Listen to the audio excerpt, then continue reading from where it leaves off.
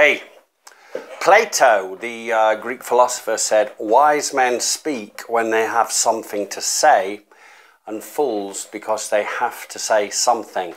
I love that, and it's completely true when you apply that example to the world of selling, and here's why. We've all heard the old expression, haven't we, that we've got two ears and one mouth, use them in that order. Well, that could never, ever be truer in selling. Hi, I'm Steve Q, and welcome to this short video where I'm going to be discussing maybe the 80-20 rule on selling, or even the 90-10 if we're really good at it. But even if we're not that great at it yet and need more practice, 60-40 would be a good place to start.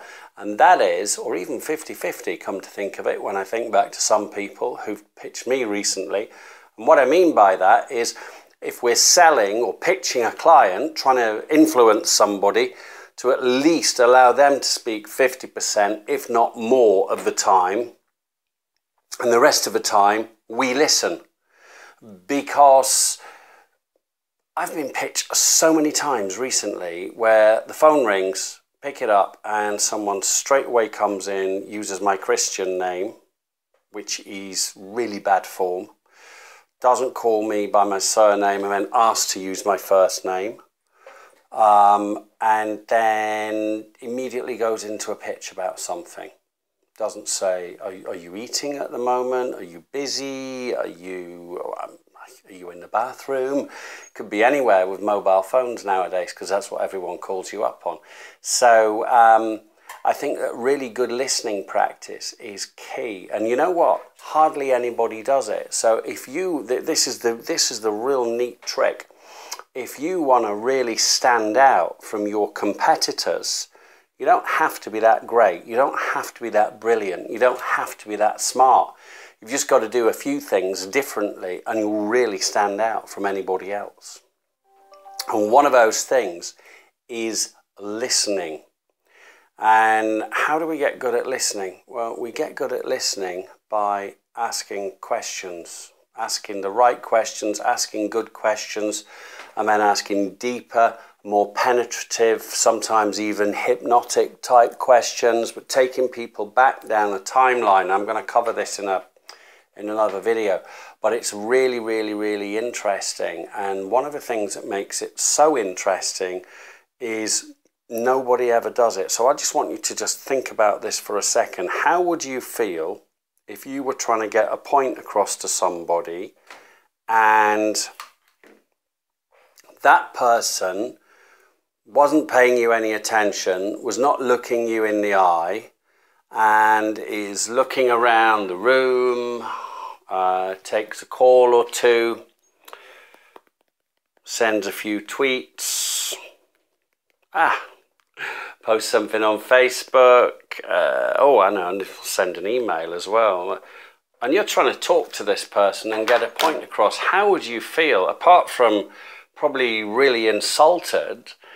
You emotionally, promise you feel crap. You feel bad inside. You might have a churn in your stomach. Your mood would come down, because what that person's just done to you is they've drastically lowered your levels of self-esteem. You might consciously not be aware of that, but I can promise you that they have. And this happens all the time. So people are kind of used to it. So if you do something that is completely 180 degrees polar opposite of that and really pay someone attention, and if you're face to face, really look at them, really let them know that you're listening on a logical and an emotional level as well, get involved, then you will get them really, really on your side. And when I say on your side, I mean, if they're going to buy that product or service, they will buy it from you over and above any of your competitors, if you can do that.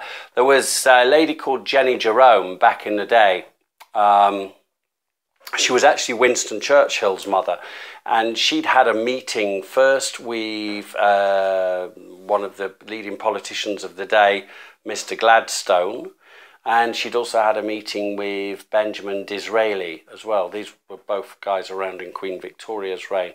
And the interesting thing that Jennie Jerome said was upon meeting Mr. Gladstone, and I'm paraphrasing here, but she said, I felt like he was the most important man in the world. Wow, he must have had a lot to say and some very impressive things, especially to a woman like her, I guess. But then she said, when I sat with Mr. Disraeli, I felt like I was the most important woman in the world. What a difference. So what must he have done over the other guy?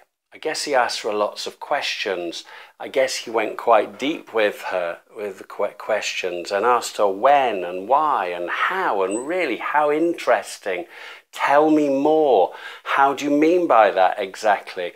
And she would have got so absorbed in talking about her life and her family and her background and what she was doing and what she wanted to do in the future. She will have been in a complete trance state and a state of total immersion and probably joy, you know, and that's why she came away thinking that. Now, here's a question for you. Would you like your prospects to feel that you're the most important person in the world, or that they're the most important person in the world? And if they did think that they were the most important person in the world, do you think that they would be more likely to buy from you over and above your competitors? I do. Anyway, that's that. I've been Steve Q. I still am Steve Q. Next time you see me, I still will be Steve Q. And please hit the subscribe button below here. Give me a like. If you want to send me a note or a comment, I'd love to get feedback. If you've got a channel, I'll check it out and subscribe to it. Facebook, Twitter, all that malarkey. See you on the other side. Bye-bye.